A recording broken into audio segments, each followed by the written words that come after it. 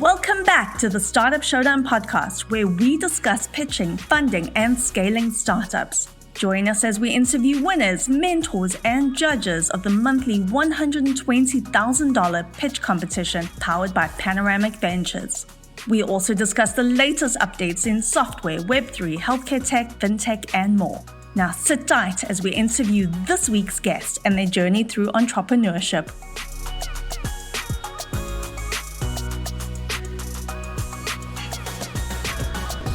Lee Cantor here, another episode of Startup Showdown Radio, and this is going to be a good one. But before we get started, it's important to recognize our sponsor, Panoramic Ventures. Without them, we couldn't be sharing these important stories. Today on Startup Showdown, we have Dr. Pinkey Patel, and she's with the SnapBack. Welcome. Thank you for having me. I'm so excited to learn what you're up to. Tell us about the SnapBack. How you serving folks? Yeah, so I'm a clinical pharmacist, but I'm also a pre- and postnatal certified trainer and a personal trainer. And I always say that the three of these things collided to make my third baby. I have two other children. And, pregnancy always has these ample resources. It's often viewed as this beautiful experience, but postpartum is pretty isolating. I think a lot of us moms agree, and it doesn't come with a manual. So the SnapBack app, currently, it is an all-in-one postpartum assistant, and it provides evidence-based resources and a community for women. So was this something that kind of developed with you personally? You wish there was this, and then you created it? Absolutely. I always joke and say that I could do organic chemistry in my sleep 5 times, but business was something that I was never planning to go into. However, my experience in postpartum myself and validating it among others compelled me to create a solution for every mother after me. So now, were you working like in a traditional job, in a traditional kind of practice?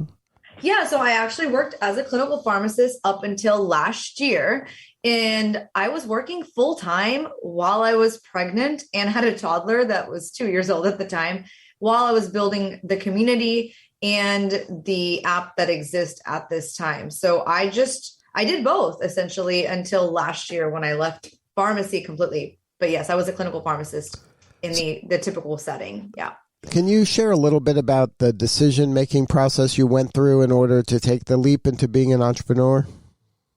It was the most difficult decision that I could have ever made. So my parents are immigrants. They came from India with $7, and the American dream is and was a thing. And so I was the first in my family to graduate, and not only graduate, but get a doctorate by the age of 23. And so, having parents that, aim to wish that I had the life that they wish that they had themselves, and kind of working to become a pharmacist was absolutely something that we were very proud of. But when my experience postpartum, when I went through it with Karishma, my daughter, in 2016, I couldn't believe that this was the norm. That postpartum was very isolating for not just myself. There was just not so much dialogue around it. So absolutely. It was very difficult. A lot of folks say that go chase your passion, just leave your full-time job, but that wasn't really in the books for me. And I felt like since it was bootstrapped ourselves up until now, it was not an option. So I decided after 2 years of doing both, essentially, to finally divert all my attention to the SnapBack. Now, when you made that leap, that's kind of, kind of burning the boats behind you. Was that conversation difficult with your family? My parents, they've always been supportive in a lot of things that I've done that have not been so traditional in our community. But beyond that, even my spouse, my husband, we had several conversations, and it was like, we can go 2 ways. You can continue being a pharmacist and doing this, and then having a little bit on the side that fulfills your passion to help women in postpartum, or you could go ahead and leave pharmacy and, utilize all your attention towards this and build this out to be bigger and impact more women. And it was very difficult because considering that, when I launched the app, it was launched in 166 countries, the beta version, and I was 9 months pregnant. So I had the baby a couple weeks after, or June. And I was postpartum. The app had launched, and then I was going to go back to work full time. And that is the same week that COVID was a thing in March. And so obviously, as a mother to a 5-month-old baby that I was breastfeeding while I was trying to keep SnapBack alive and going back to work full time, that wasn't the right time to go full time at the SnapBack, because health insurance and everything else that we were getting, from being a pharmacist, it just wasn't the right decision. But after 1 year of practicing again and then being in a better space, it was a better decision for our family. Yeah. Now, when you launched the app, were you the technologist or you had to find a technologist? Yeah, we outsourced the development to a team here, and they built the app for us and then gave it to us to go ahead and launch. So I was not the person that physically coded the app. No. Was that difficult for you to find the right fit when it came to someone that can make your vision, become a reality? Very difficult, because at the beginning, you're like, where do you go? Someone who comes from zero business background and is strictly, scientist minded. I could do science and math all day long. But then when you're starting to think about outsourcing something and building a vision, it takes a lot of trust and a lot of gut, and finding the right person that aligns with your mission was very difficult. But luckily we were able to find someone that, not only met our expectations, but beyond. And it took time. Right. And so there's not a proper book or a blueprint to do this. And I think that was the most challenging piece for me, because I come from a very black and white type of background in terms of my education. Now, did you see any similarities from that science and math background in the world of startup, in that you have to have a hypothesis, you have to test it, you have to tweak it, you have to, make changes based on real information, not what you thought? Yes, a lot of it is similar in different capacities. Now that you kind of made that analogy, I'm thinking about it. And, in 2018, before even the app was launched or SnapBack we built the community for SnapBack. It was more so me understanding product market fit. And I didn't realize that's what it was called. Now retrospectively, I'm like, oh, that's how I tested product market fit.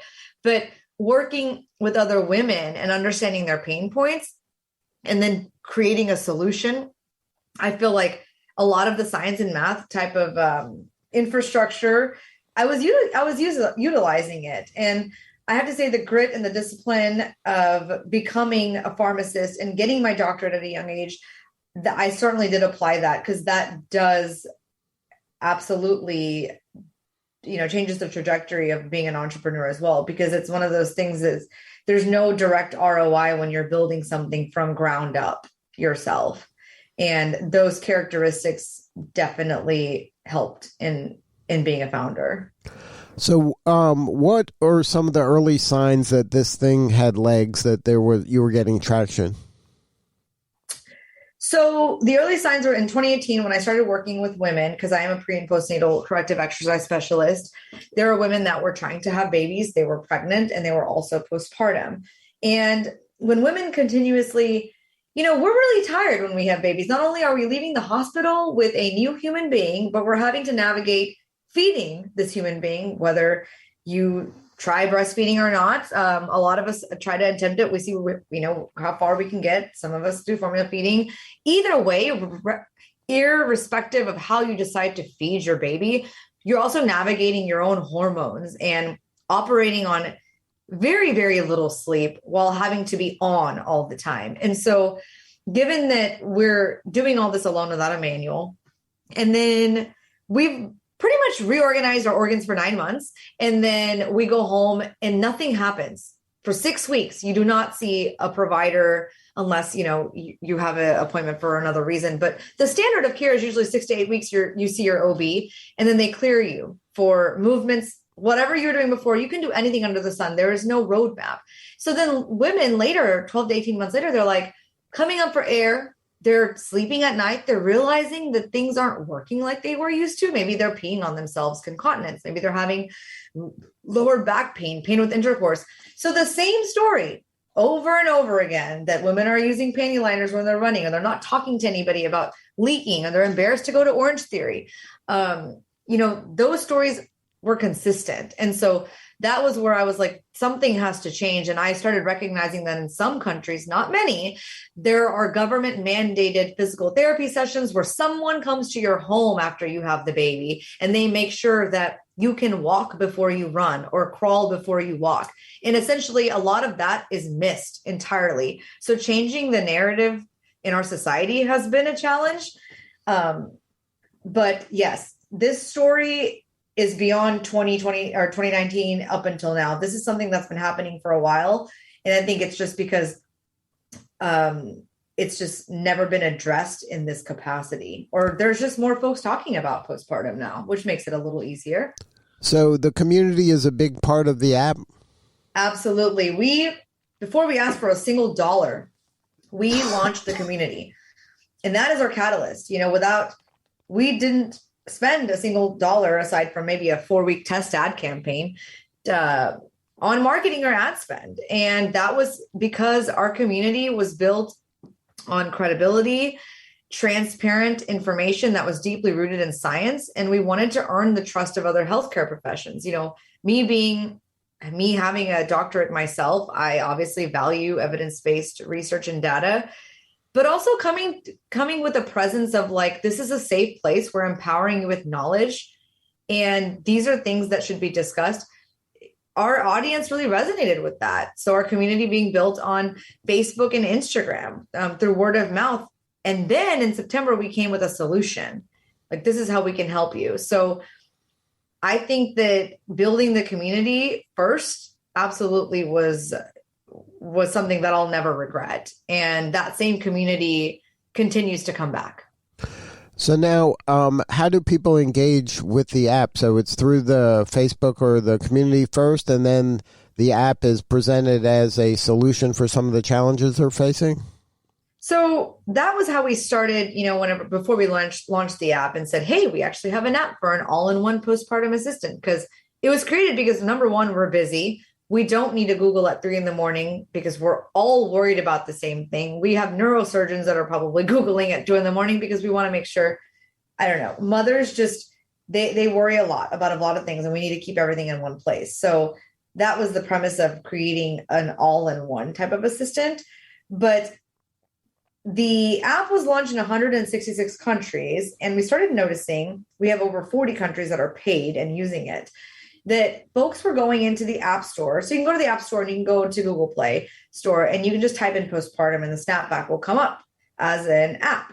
So there were people in other countries that probably aren't following us on social media, haven't heard about it, but they were searching postpartum. And that's where they downloaded the app. So when you download the app, there's a few features where they're free, right? We're the first in-app anonymous community for postpartum women where you can talk with anybody across the world that's on the same app at any time.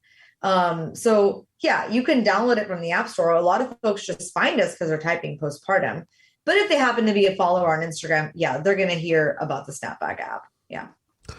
Now, what got you interested in participating in the Startup Showdown? So as I started realizing how I wanted to scale and reach more women and impact, we decided that we were going to entertain raising capital. And the Startup Showdown, I don't even remember. I think it was through LinkedIn or somebody had mentioned it to me, and we kind of fit the demographic. I'm in Oklahoma, they're in Atlanta. And so I thought, well, why not apply? Seems like a great opportunity. I'm a firm believer that putting yourself in uncomfortable positions always, helps with building character and learning something. So I said, why not just do it? It was last July, actually, when I did Startup Showdown.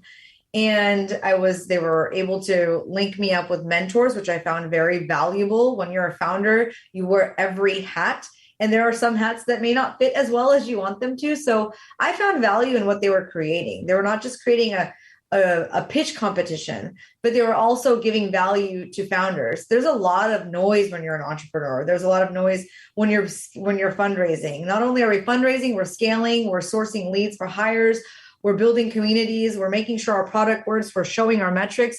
So I think that they're doing something right, because not only are they like, hey, come pitch, because that takes time too, but also here are some mentors that can help you before you pitch. And I think what they're doing is great. So have you been able to get funding? Yes, we have secured a lead investor and we're continuing to close this first round. So yeah, we're working towards securing this first round of funding and we're really excited about that. Now, how did you find the funding adventure? Because that's like a whole other business. No, my goodness.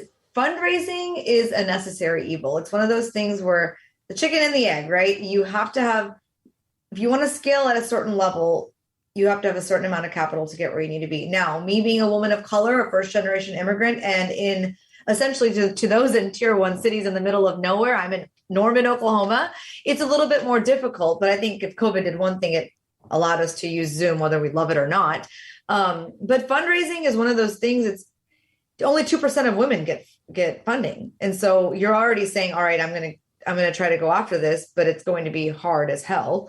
But yeah, I certainly say that I've met incredible people. I've learned a lot about myself. I've learned a lot about how venture capital works.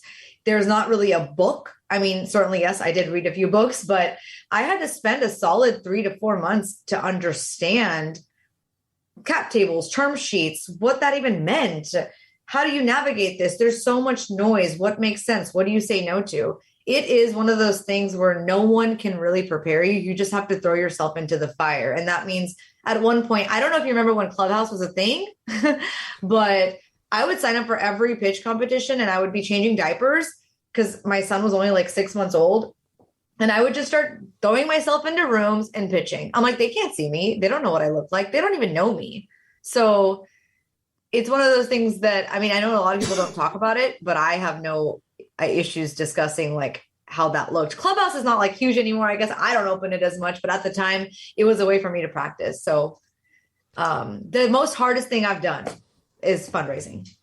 So now, any advice for other, let's say, first-generation immigrant founders? What are some of the kind of do's and don'ts?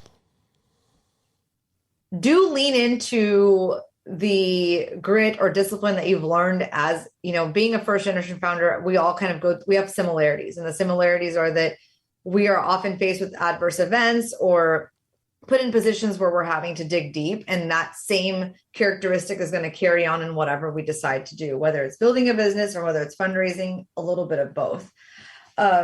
They're absolutely my background and everything that I've seen, and my parents being immigrants 30 years ago has definitely helped in this process. This is a long game. And now any founder will tell you, like, if you're not deeply passionate, it's not going to last very long. And you're definitely not going to do it for the money. And if you're doing it for the money, then you're doing it for the wrong reasons. But lean into the characteristics that really make you who you are to weather the storm. The don'ts is take everybody's opinion with a grain of salt and go with your gut, because at the end of the day, like, that's the reason why I'm still here doing what I am. And the reason why I started this was so I can impact women and strengthen the pillars of our society. Right. So if we're ignoring what women need at that very vulnerable time frame, then we're really not facilitating a thriving society or family. And so just leaning into your why at all times. Don't listen to the noise. There's a lot of noise now. I think being a little more minimalist and simplistic is key. So I think those are kind of my high level. Now, you mentioned that one of the benefits of going through Startup Showdown was the mentors. Has there been a mentor for you that has helped guide you through this adventure? Yeah. So specifically Startup Showdown, because I have someone. No, anybody in your life. A mentor, well, I'd hate to, I mean, honestly, my mother, she's just somebody that I lean into whenever, for any reason, whether she understands what I'm doing. Half the time, I don't even feel like they know and understand what I'm doing, to be honest with you, but they've always been open, and her guidance and insight that always leans into working hard and being honest is not lost on me. I don't have a specific mentor for entrepreneurship at this time, but I do believe in coaching and investing in yourself. But yeah, she's been a constant mentor just by whether her act of what she's done in her past, watching her navigate what she did when she came into America. Those things I've carried with me. Now, there was a mentor at Startup Showdown that I still keep in touch with, and I really appreciated that connection, because at the time I was navigating a part of business that I wasn't very familiar with. And that's why I feel like Startup Showdown has a little piece of my heart for that as well. Now, what's been the most rewarding part of this? In your career, you've had a very eclectic career that have touched a variety of the elements of what you're developing now, but as working individually as a trainer with these moms, where you see a person kind of thrive because of your help, or in this sense of building a community where there's lots and lots of people there, has that been more rewarding? The reward comes from the community aspect, and for instance, the community aspect, number one, because they're like, I did not know this. I am so glad that I knew about this because of what I saw on your blog or your website or the app or the Instagram, right? Things, for instance, postpartum, whenever you're weaning, there's a hormonal shift. So mental health is impacted. These are things that a lot of folks don't talk about. So really, really hearing stories from women, whether it's through DMs on Instagram or a message in our email, our inbox of that's something that they've learned from our community, that's very fulfilling. Another piece is when I'm going onto the App Store and I see positive reviews that I had nothing to do with, and they're like second-time mothers, and they post that the first time around, they weren't able to have X, Y, and Z control. They had these impairments in their quality of life. And then the second time around, they implemented the techniques that we suggested for rehab and recovery, and they had a completely different experience. And now they're able to do the things that they love without pain or embarrassment for other reasons. To me, that's very fulfilling. That means that something is working and that we're doing something right. So what do you need more of? How can we help?